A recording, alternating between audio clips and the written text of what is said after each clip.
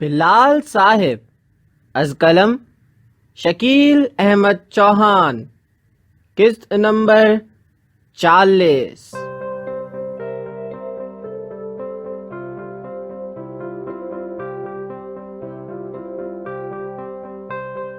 आप अगर दिल की बाजी हार गए तो नौशी के नैनों ने खदशा जाहिर किया। मोहब्बत बाजी नहीं है, मोहब्बत फर्ज है। फर्ज में हार जीत नहीं होती। दुआ है बस फर्ज कबूल हो जाए। एक धमाके के साथ दरवाजा खुलता है। तोशी कमरे में दाखिल होती है। ये लो, कयामत की निशानियाँ।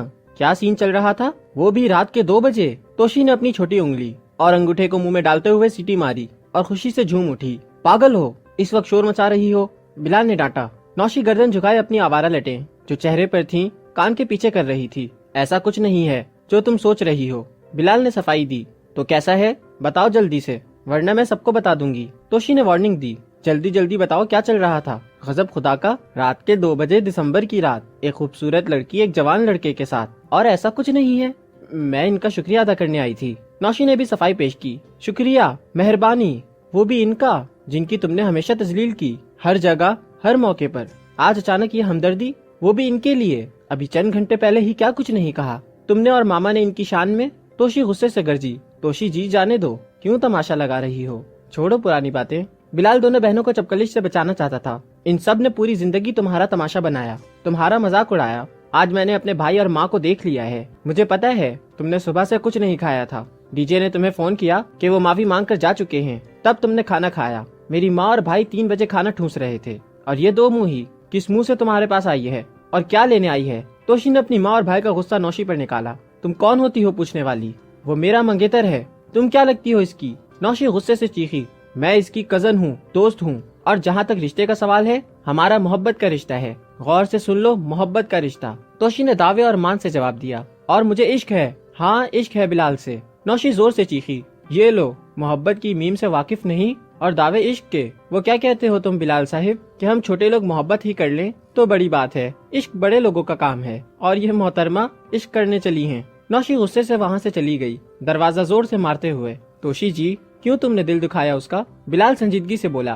दिल नहीं है उसके पास। मेरी माँ ने सारी जिंदगी नफरत का दर्ज दिया है। जो सीने में धड़कता है वो गोश्त का लोथड़ा है। मैंने कोशिश की है कि वो दिल बन जाए दोबारा से। मैंने तुम्हें पहले तो कभी ऐसी बड़ी बड़ी बातें करते नहीं देखा तोशी जी। बिलाल दीवान पर बैठते हुए बोला। बैठ जाओ और पानी पियो। पानी नहीं, कॉफी पिलाओ। आखिर आधी घर वाली हूँ, यानी साली। जीजा जी समझे क्या। 5 मिनट बाद वो कॉफी पी रहे थे। ये 20 घंटे मैंने इंतहाई कर्ब में गुजारे। पापा नहीं थे, मामा और भाई मुझे अपने लगे ही नहीं। दादों को मैंने खुद नहीं बताया, तुम भी खामोशी से उठकर चले गए। यह हादसा नौशी के साथ नहीं, मेरे साथ हुआ है। मैं ऐसे महसूस कर रही थी। इतना पैसा ताल्लुकात होने के बावजूद कुछ नहीं। सच कहूँ तो बिलाल, मैं वाकई बड़ी आज हुई हूँ। मैं अक्सर तुमको कहती थी कि तुम अपनी उम्र से बड़ी बातें करते हो। आज समझ आ गई। मैंने सिर्फ 10 घंटे माँ बाप के बगैर गुजारे। बाप यहाँ था नहीं और माँ हो के भी नहीं थी। वाकई माँ बाप की जगह कोई नहीं ले सकता। तोशी की आंखों से आंसू टपक रहे थे। उसने बिलाल की तरफ देखा जो खामोशी से उसे देख रहा था, चेहरे पर बगैर किसी तासुर के। वैसे मैंने आज एक और हिसाब लगाया है।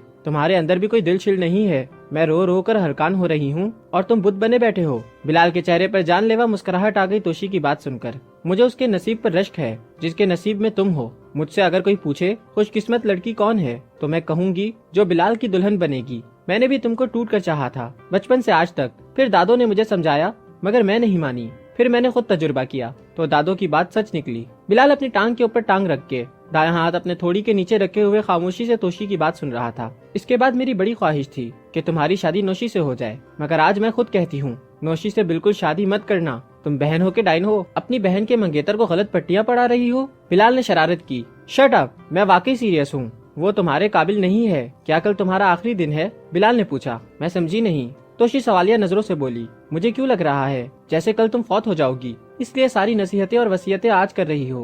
बिलाल ने फिर तोशी को छेड़ा। फौजिया बिल्कुल सही कहती है तुम्हारे बारे में। सर बड़े चालू और खोचल हैं, ऐवे मत समझना। तोशी ने हिसाब बराबर कर लिया। फजर की अजान शुरू हो गई थी। चलो अब जाओ और नमाज पढ़कर सोना, बिलाल ने तोशी को कहा।